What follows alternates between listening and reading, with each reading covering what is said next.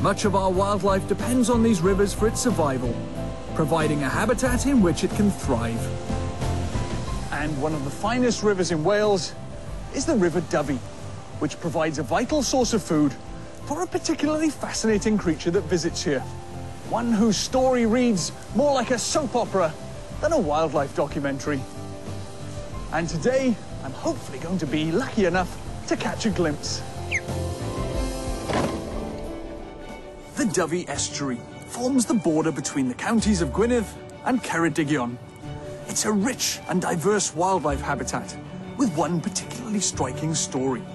Just a couple of miles that way lies a nest that's become the home to a very intriguing love story, one that's captured the hearts of people throughout Wales. The majestic osprey, a stunning bird of prey with mottled brown and white feathers and mesmerizing bright yellow eyes. Hunted to extinction in Britain 100 years ago, there are still only around 200 breeding pairs in the whole of the UK. And Montgomeryshire Wildlife Trust has been at the forefront of their revival here on the West Wales coast. Today I'm visiting the Dyfi Nature Reserve near Machynlleth, home to the Dyfi Osprey project, where I'm meeting Janine Pennett to find out more about these intriguing birds.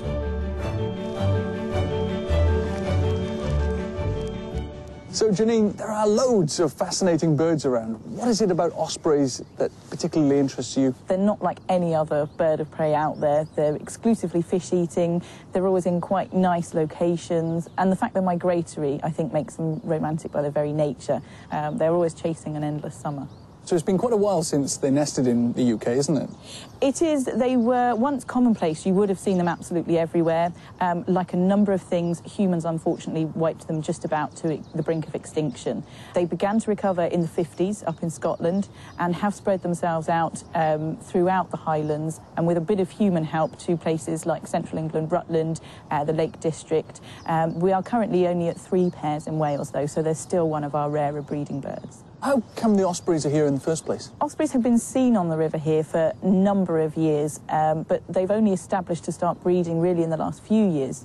But to encourage them to stay, the Wildlife Trust constructed a man-made platform in 2007, much like you would put up a nest box in your garden, really, slightly grander scale. And that drew them in. We had the male that became our resident, Monty. He was here for a number of years on his own before attracting a female to breed. So it's a case of build it and they will come? Indeed. There were cameras put on the nest, which allowed us to view the birds up close and see things that we wouldn't have seen otherwise. Having the cameras there allow us to understand a lot more about their behaviour. It also means we can actually stream the images live through our website, so we have people watching all around the world. Last year, Monty was joined by a new breeding partner called Glesney, and just last month, they both returned to the same nest after spending the winter in Africa. Ospreys leave Britain around September time and fly 3,000 miles to West Africa to catch some winter sun. They fly across Spain, down the coast of Western Sahara, before arriving in Senegal, as volunteer Alwyn Evans explains.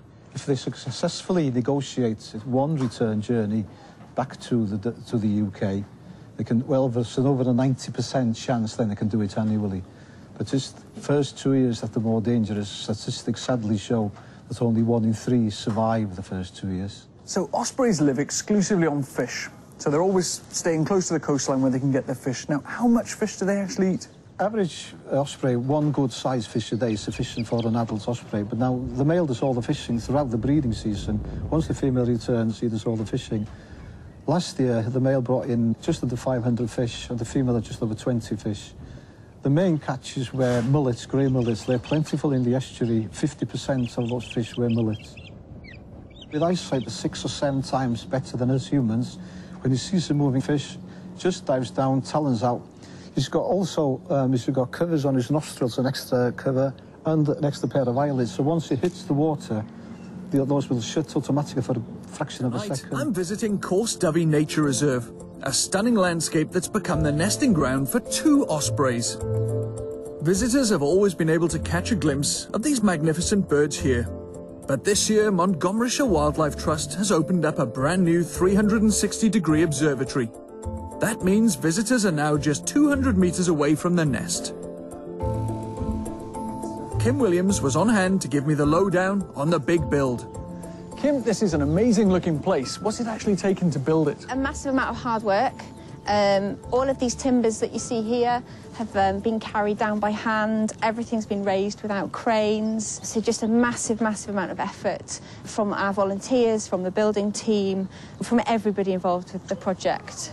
Right from the first pilings that went in 18 metres down into the bog. Yeah, I mean, yeah, to hold this steady, they've got to go down that deep. And what does a building like this mean for the project? It means that we can see the osprey so much closer. We can observe the behaviour of all our small birds, of the otters, of all sorts that are around here. And does it also help with visitor numbers? Yeah, it's been an incredible response since we opened. 600-700 people a day who are all coming, all learning about Cwrs Dyfi, about the reserve, about the trust. So, yeah, it's been brilliant. You can visit the new observatory at Cwrs Dyfi every day this summer. It's open from 10 o'clock in the morning until 6 p.m. and they ask for a donation of £2.50 each to keep the centre going. The Dyfi Estuary, home to Cwrs Dyfi Nature Reserve, a small pocket of Wales that's become particularly famous online. Last month, hundreds of people watched the return of 2 ospreys to the Dyfi Osprey project, which is based here. So this is where it's all happening, is it? Indeed, this is the nerve centre of the operation, if you like. And what's happening on the screen today? What you're seeing here is the live feed from the nest, and as you can see, 4 different high-definition images. This allows us to obviously understand more about the birds, and it's also how we protect the birds as well. We can monitor their behaviour and know if there's anyone in the area disturbing the nest. The 2 birds you can see up on the perch there is Monty. He's our resident male that's been with us right from the beginning in 2008. The female bird is the one on the nest, and she is a fairly new character. She joined us last year as the new breeding female, and we called her Glesney. Do you think they know they're as famous as they are? I think they have no idea, which is what makes them just that bit more wonderful. So what's been happening for the last few weeks? Well, we've actually got off to a quite dramatic start to the season. Ospreys tend to be very nest site loyal, so we expect to see the same sort of characters year after year. But we started off with 2 completely different ospreys, and they settled for 4 or 5 days before Monty, who's our resident male, returned, not very happy, of course, to find someone else at home, having just got back from Africa. And he very quickly got rid of the male that was there. He was clearly sort of a dominant, superior bird. But when Glesney returned 2 days later, she had a bit of a tougher fight on her hands.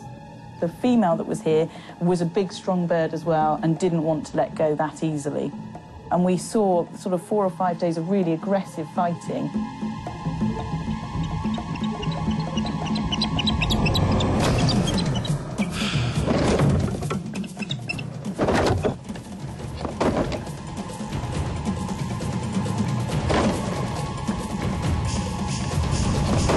But eventually, our girl won out and she won her place back at the top. Just like a soap opera, isn't it? It was, and to make matters worse, the other female was her cousin, so it was getting into real sort of soap opera Jeremy Kyle territory then. Yeah. Monty just sat back and let them get on with it, and she was there to greet the lucky winner.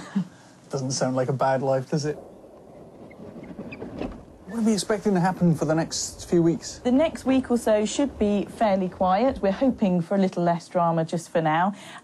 Just plenty of mating and feeding one another. And with any luck, in the next week, we should see signs of Glesney laying a clutch of eggs.